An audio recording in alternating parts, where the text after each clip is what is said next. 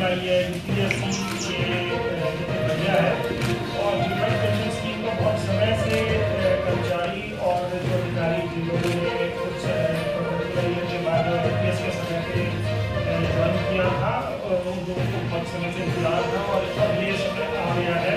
और ये जो स्कीम है इसके क्या क्या बेनिफिट्स हैं, देखिए इसमें जो फंडामेंटल जो चीज़ें हुई हैं वो हम समझ लें कि अब जो है जो 7% और 40% का जो डिस्ट्रीब्यूशन था उसके वो समाप्त हो जाएगा और अब जो है जो गवर्नमेंट का कॉन्ट्रीब्यूशन है जो पहले होता था 14%, उससे बढ़ के 18.5% हो जाएगा और आदमी को अपनी जो बेसिक पे है उसको तो उसकी पेंशन होगी तो उसको ऊपर ढील दी जाएगा, जिससे जो इंडेक्सिंग का प्रावधान है।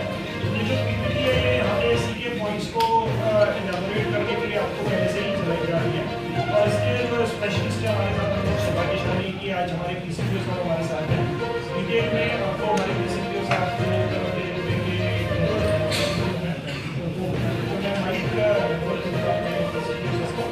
जो अभी लॉन्च की है भारत सरकार ने, ये किस तरह की पेंशन स्कीम है और ये न्यू पेंशन स्कीम से किस तरह से बेहतर है, क्या पेंशन इसकी है और कब से ये ऑफ की जाएगी और रेलवे में इसके करीब कितने कर्मचारी इसके दायरे में आएंगे? नमस्कार। भारत सरकार ने भारत में कार्यरत जितने भी हमारे कर्मचारी हैं उन सब के लिए एक नई पेंशन स्कीम लागू की है जिसको यूनिफाइड पेंशन स्कीम कहा जा रहा है। ये लागू होगी 1/4/2025 से। 1/4/2025 से हमारे जो न्यू पेंशन स्कीम के कर्मचारी रहे हैं वो ऑप्ट कर सकते हैं। तो न्यू पेंशन स्कीम आपको बताना चाहूँगा कि 1/1/2004 से लागू हुई है।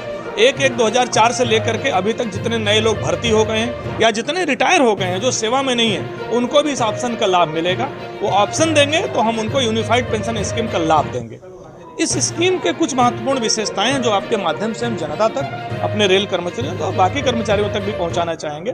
पहली चीज़ तो ये कि अश्योर्ड पेंशन स्कीम है जिसमें जो पेंशन कर्मचारी की बनेगी लास्ट 12 मंथ के एवरेज का जो बेसिक होगा उसका 50% प्लस डीए उसको प्रदान किया जाएगा। एक जो निर्धारित सीमा होगी, फिक्स होगी।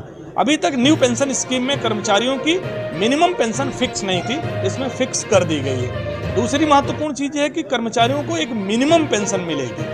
अगर कोई कर्मचारी की सेवा 10 वर्ष से 25 वर्ष के बीच है तो उसकी पेंशन प्रोपोर्शनेट वे में बढ़ेगी, समानुपातिक रूप में होगी, लेकिन न्यूनतम 10,000 सबको मिलना ही है, इससे कम किसी को नहीं मिलेगा। एक तीसरी फैमिली पेंशन की बात है कि कर्मचारी को पेंशन का 60% उसके परिवार के सदस्यों को फैमिली पेंशन के रूप में मिलेगा।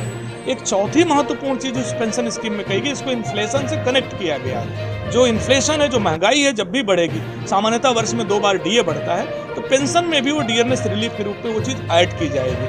और एक पांचवी महत्वपूर्ण चीज़ है, एक additional amount, lump sum amount retire होने वाले कर्मचारियों को मिलेगा। उसका कैलकुलेशन का तरीका आपके माध्यम से बताना चाहूँगा कि जो उसकी लास्ट बेसिक है उसका 1/10 वो मल्टीप्लाई किया जाएगा पूरी सर्विस में कितने इंटरवल में 6-6 महीने की सेवा पूरी हुई। अगर उदाहरण मैं आपको देना चाहूँ तो अगर 30 वर्ष की किसी कर्मचारी की सेवा है तो 6-6 वर्ष को जोड़े, 6-6 महीने को अगर आप जोड़ें तो 60 टाइम्स होता है। 1/10 जो बेसिक बनेगी इंटू 60 टाइम ये लमसम अमाउंट उसको प्राप्त होगा। ये 5 इसके महत्वपूर्ण विशेषताएं। बाकी जब भी नोटिफिकेशन आएगा बहुत सारे क्लैरिफिकेशन होंगे, कैलकुलेशन का मेथड आएगा, कुछ सॉफ्टवेयर भी डेवलप होंगे, उसके तहत हम इसको लागू करेंगे। बस हम आपको ये बताना चाहेंगे कि 1/4/2025 तक हमको कर्मचारियों के ऑप्शन ले करके, फ्रीज करके और इस दिशा में आगे बढ़ना, और एक अच्छी स्कीम है।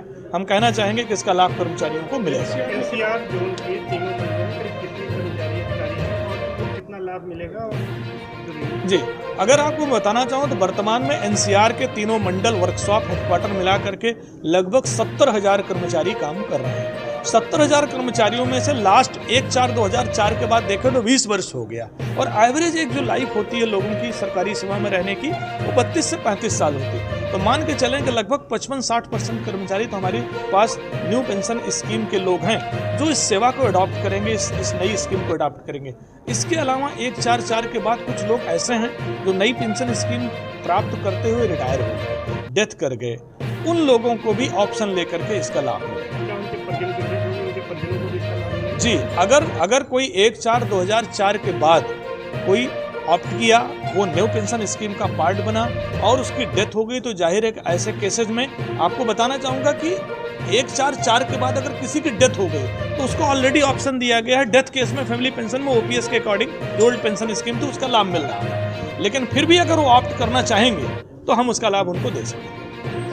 भारत का सबसे बड़ा, मैं कहूँगा कि सबसे लार्जेस्ट ऑर्गेनाइजेशन है जहाँ सरकारी रेलकर्मी अपनी सेवाएं दे रहे हैं। अगर वर्किंग सीमा को देखा जाए तो लगभग 13 लाख कर्मचारी पूरी भारतीय रेलवे में अपनी सेवाएं प्रदान कर रहे हैं।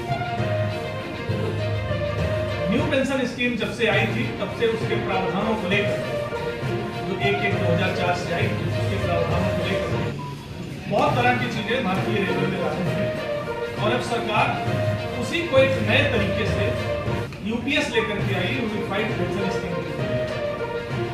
कल से लेकर के आज तक आप प्रेस और मीडिया के समस्त बंधुओं को बहुत सारी जानकारी मिल गई होगी, बहुत सारी चीजें प्रेस और मीडिया में आ ही रही, लेकिन फिर भी मैं उसका एक बार पुनरावलोकन दोबारा करना चाहूँगा और आपको बताना चाहूँगा कि ये यूनिफाइड जो पेंशन स्कीम है, इसकी सबसे महत्वपूर्ण चीज, जो सबसे बड़ा शब्द है, वो एश्योर्ड है। जो न्यू